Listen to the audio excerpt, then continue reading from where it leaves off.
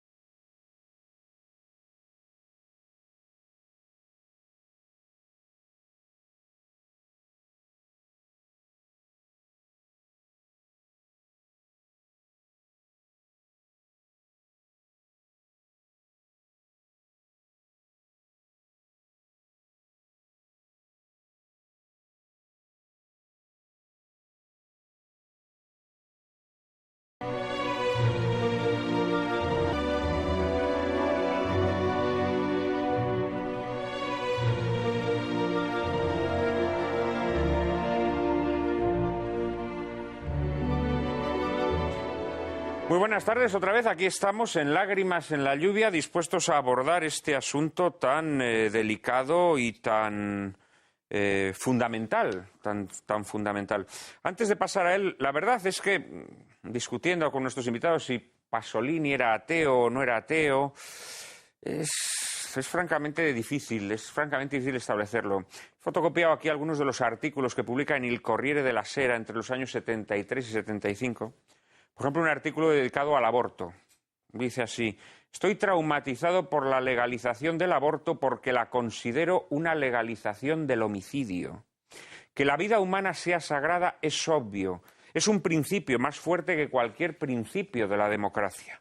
Diciendo que está en juego la vida humana, hablo de esta vida humana, esta única, concreta vida humana que en este momento se encuentra dentro del vientre de su madre.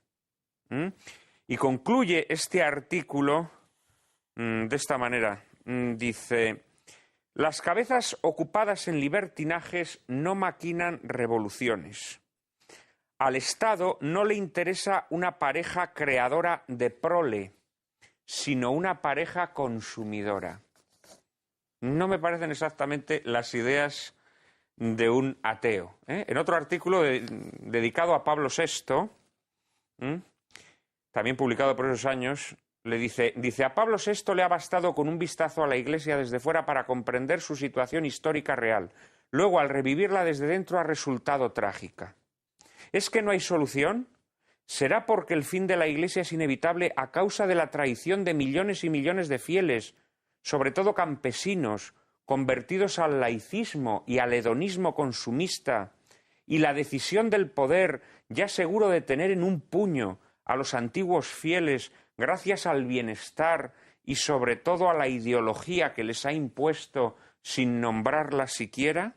Si la Iglesia reanudara una lucha no para conquistar el poder, podría ser la guía de todos los que rechazan el nuevo poder consumista, que es completamente irreligioso, totalitario, violento, falsamente tolerante, más represivo que nunca, corruptor y degradante.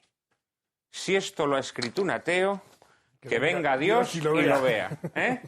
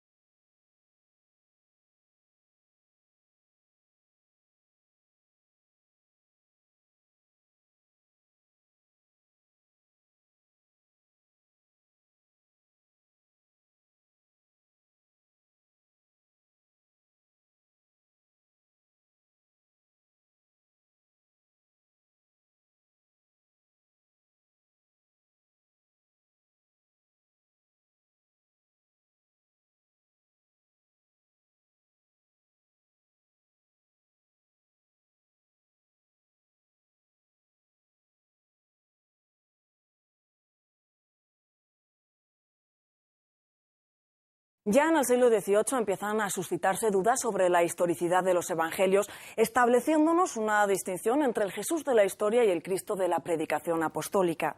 Se pretendía de este modo que los evangelios fuesen considerados el producto de un proceso de mitificación por parte de las comunidades cristianas primitivas que habrían sido las encargadas de atribuir a Jesús los títulos de Señor, Mesías o Hijo de Dios.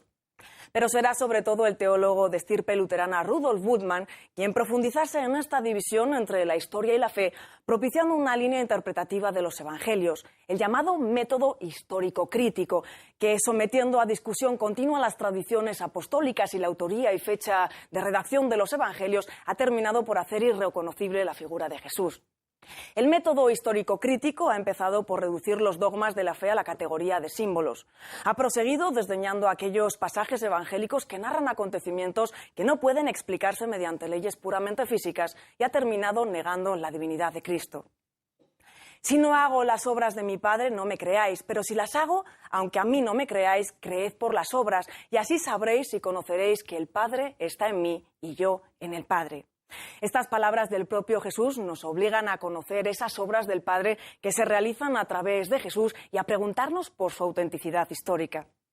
Jesús nunca aparece como un mero taumaturgo que realiza prodigios para encandilar a sus seguidores. Por el contrario, su reticencia a obrar milagros es más que notoria. Y los milagros que obra están indisolublemente ligados a la conversión interior de sus beneficiarios o de quienes los presencian. Las objeciones que el método histórico-crítico presenta contra los milagros de Jesús han acabado inevitablemente minando la naturaleza misma de Jesús, de quien ya no podríamos decir que está en el Padre como el Padre está en él. Así se pone en entredicho incluso su condición de hijo de Dios y hasta su propia naturaleza, que en el Concilio de Calcedonia se había definido como perfecta en su divinidad y a la vez perfecta en su humanidad. ¿Cómo convivían en Cristo las naturalezas humana y divina? ¿Es posible esta convivencia sin confusión ni división y sin que la unión entre ambas borre su diferencia? Y también, ¿fue consciente Jesús de su condición de Hijo de Dios y de su misión redentora? ¿Hacía milagros realmente o debemos aceptar que tales milagros eran el fruto de la sugestión o simplemente el resultado de una ciencia humana adquirida? Y habría que hablarle un poco a nuestros espectadores sobre... porque antes María Cárcava nos ha dicho cómo se define la naturaleza de Cristo en el Concilio de Calcedonia. Y esto ciertamente, pues para un espectador lego puede ser un tanto intrincado, ¿no? ¿Cómo es posible que esas dos naturalezas convivan, ¿no? Sin confusión, ¿no? Unidas en una misma persona, pero sin interferencia. Realmente es muy complicado. Don José Antonio, seguramente usted tendría algo que decirnos, ¿no?, sobre la naturaleza de Cristo. Bueno, yo empezaría por el Concilio de Nicea, porque había un señor muy listo que era Arrio, que decía: nosotros somos monoteístas. Si junto a Dios Padre aceptamos que Jesús es Dios, rompemos el monoteísmo. Y el concilio dijo: señores, nosotros tenemos muy claro que Jesucristo se tuvo como Dios, lo demostró con sus milagros y tenemos que confirmar que el Padre y Jesús es de la misma naturaleza que el Padre. Por ahí empezó la cosa, ¿no? Y se le decía: pero bueno, no os metéis en el misterio de la Trinidad porque eso complica las cosas, ¿no es cierto? Y la Iglesia se metió en el misterio de la Trinidad por fidelidad a lo que había dicho Jesucristo de sí mismo. Y luego vino Nestorio, que era un teólogo de la escuela de Antioquía, y este hombre tenía buena voluntad, admitía que en Cristo hay una naturaleza divina completa y una naturaleza humana completa, pero tenía un concepto de persona como naturaleza que está determinada por unas notas concretas. Es así que la naturaleza divina de Cristo tiene una relación con el Padre, luego es persona, pero la naturaleza humana, puesto que tiene un color de piel y unas notas concretas, también es persona humana. O sea que como en ese gráfico se mostraba, Nestorio lo que dice es que hay dos personas en Cristo, de alguna manera, ¿no? Y entonces María sería madre de esa persona humana y ya no sería Theotokos. Y entonces ya no sería madre de Dios. Ya no sería madre de Dios. Utilicemos términos que la gente entienda. Exacto es. Y entonces vino el concilio de Éfeso solucionando las cosas. Pero luego en el concilio de Calcedonia se introdujo otro concepto de persona que triunfó. Y entonces sería ese dibujo, que yo lo dibujo como una mariposa. Una mariposa tiene un cuerpo central que mueve las dos alas, ¿no es cierto? Y en Cristo hay un único sujeto que une las dos naturalezas y que las gestiona. Ahí persona, ojo, significa persona sujeto. Ese concepto de sujeto lo había metido el concilio de Éfeso. En Éfeso lo metió Cirilo de Alejandría. Cirilo de Alejandría lo tomó de San Atanasio y San Atanasio lo tomó de un hereje, Apolinar de la Odisea. Pero ese fue el que triunfó. Y entonces hay dos naturalezas completas, pero personificadas por un único sujeto, que es la persona del Verbo, la persona del Hijo, y ahí persona significa sujeto. Y yo creo que si queremos entender este misterio de las personas, de la persona y de las naturalezas, este dibujo me parece adecuado.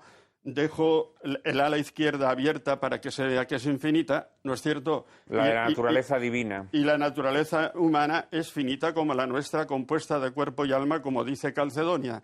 Pero es un único sujeto, de tal manera que los santos padres, en consecuencia de eso, dijeron una cosa muy bonita, que uno de la Santísima Trinidad ha sufrido. Porque en Cristo no hay otra persona que la del Verbo. Entonces, si a Cristo se le clava en la cruz, el que sufre es la persona del Verbo. Unus de Trinitate passus est. Uno de la Trinidad ha sufrido, y eso es muy bonito. Nosotros tenemos un Dios, por lo tanto, que ha sufrido, ¿no es cierto? Y eso es el concepto de sujeto el que triunfó en Calcedonia. Padre Carreira, ¿añadiría algo a lo dicho sobre la conciencia de Cristo, sobre su divinidad? Hay una frase que también es única de él: el Padre y yo somos uno. Eso es una conciencia clarísima de su divinidad. Solamente en la Trinidad se pueden dar unidad de personas. El Padre y yo somos uno es la afirmación más clara que se puede pedir. Ciertamente. A mí me ha sorprendido y me ha escandalizado vivamente desde hace muchos años predicaciones en donde se dice que prácticamente solo con el bautismo en el Jordán, ya en la vida pública, Cristo adquiere la conciencia de lo que es, porque tampoco se decía en estas predicaciones que fuera Dios y hombre. Siempre el énfasis unilateral, sistemáticamente sobre la humanidad, dejando de lado, si no abiertamente negando la divinidad. Por tanto, si Cristo no sabe que es Dios con su ciencia humana, con su ciencia divina faltaría más, con su ciencia humana, con una ciencia especial, naturalmente, que clásicamente se dice una ciencia infusa, porque no es de índole natural, Cristo no sabría quién era.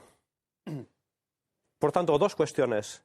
La cuestión de principio, que es esta, y luego la cuestión de psicología evolutiva humana, y es que también en Cristo, que crecía en santidad y en gracia, como dicen los evangelios de la infancia, existe un crecimiento de la conciencia, pero siempre relativa al único sujeto que hay en Cristo. Son sorprendentes las palabras del Evangelio cuando el niño de 12 años con una fuerza se refiere a José y María, que le buscaban angustiados, diciéndoles, no sabíais que yo debía estar en las cosas de mi Padre. Y frente a esto, cualquier otro vínculo queda absolutamente al margen, con una tensión y con un celo divino que caracteriza toda la vida de Cristo. Esto procede de esta ciencia infusa del alma humana de Cristo sobre quién es Él. Vamos al grano a ver si Jesucristo ha dicho de sí mismo que es Dios. Absolutamente sí. A Jesucristo se le acusa 6 veces de blasfemo. Eso quiere decir que se llamaba Dios. Por ejemplo, Jesucristo, capítulo 2 de Marcos, cuando le meten un paralítico para que le cure por el tejado, le dice, yo te perdono los pecados. Y dicen los fariseos, está blasfemando porque solamente Dios puede perdonar los pecados. Pues para que veáis que el Hijo del Hombre tiene poder en la tierra de perdonar los pecados, yo te lo digo, coge tu camilla, vete y anda. Ahí está diciendo que es Dios. Se le acusa de blasfemo. Luego, por ejemplo, en el capítulo 8 de San Juan, versículo 58, antes de que Abraham existiese, yo soy. Y cogieron piedras para tirárselas. Tiraban piedras cuando oían una blasfemia. ¿Por qué? Porque yo soy es el nombre de Yahvé en el Antiguo Testamento. Y en ese capítulo Jesucristo lo dice 3 veces y por lo tanto rotundamente está diciendo que es Dios. Y no se puede decir, y acudo al método histórico crítico, que si falla el método histórico crítico es porque lo utilizan con prejuicios. Pero aquí falla totalmente, ¿por qué? Porque la comunidad primitiva no se puede inventar ese título de yo soy para Jesús, porque la comunidad primitiva nunca le llamó a Jesucristo Yahvé. No lo podían pronunciar ese nombre. Le llamó Señor, le llamó Hijo de Dios, pero nunca Yahvé. Y entonces, por criterio de discontinuidad, se ve que realmente no está inventado. Más todavía. En el capítulo 5 del Evangelio de San Juan, versículo 18, le querían matar a Jesús no solo porque transgredía el sábado, sino porque siendo hombre se tenía por Dios. Otra vez la blasfemia. Y después, ante Pilato, le dice, bueno, aquí ¿qué delito tenéis? No te lo traemos por ningún delito, sino porque tenemos una ley, y según esta ley tiene que morir, porque siendo hombre se hace Dios. Entonces la comunidad primitiva, y recurro al criterio de discontinuidad del método histórico crítico, no se inventa 6 acusaciones de blasfemia contra el que lo tenían como redentor del mundo. Por lo tanto, y luego otra cuestión, otra manera es la condena a muerte, la utilización. Y luego la muerte, claro, ahí le condenan por decir que es el Hijo del Hombre que viene del cielo. Esa ya la conoce más la gente, ¿no? Bien. Entonces, otra también de blasfemia. ¿Por cuál de mis milagros me queréis apedrear? No te queremos apedrear por ninguno de tus milagros, Juan 10:33, sino porque tú siendo hombre te pones como Dios. Entonces, indudablemente, claro que Jesucristo dijo que era Dios. Es decir, utilizó el título de yo soy. Bien, y luego está un método precioso, que es el método de la cristología implícita. Jesucristo se coloca siempre por encima de las instituciones divinas del Antiguo Testamento. Mayor que el templo, capítulo 12 de San Mateo. Yo soy mayor que el templo. Aquí hay alguien que es mayor que el templo, está diciendo que es Dios. Y ya decidieron matarle simplemente por eso. Se coloca por encima de la ley. Capítulo 5 de San Juan. Hasta ahora se os ha dicho en la ley, pero yo os digo, eso no lo ha hecho ningún profeta. Y cuando le pregunta por el Los matrimonio, profetas por no dureza tocan- de vuestro corazón. No tocan ni una coma de la ley, no se podía tocar, era la hija de Dios y Jesucristo se arroga una autoridad superior a la ley. O cuando dice que es dueño del sábado. Jesucristo además lo hace así. El primer milagro que hace en el Evangelio de Marcos es en la sinagoga de Cafarnaún y vio allí uno que estaba dominado por un espíritu y hizo un exorcismo y en sábado justamente, delante de toda la sinagoga. ¿Para qué? Para decir en el capítulo 2, versículo 28, el Hijo del Hombre es dueño del sábado. Está diciendo que es Dios. Es decir, si nosotros examinamos sin prejuicios y con el método histórico crítico bien empleado, sale la divinidad de Jesucristo por todas partes. Y luego ya hablaremos, creo que hay una pregunta por ahí sobre el Hijo del Hombre.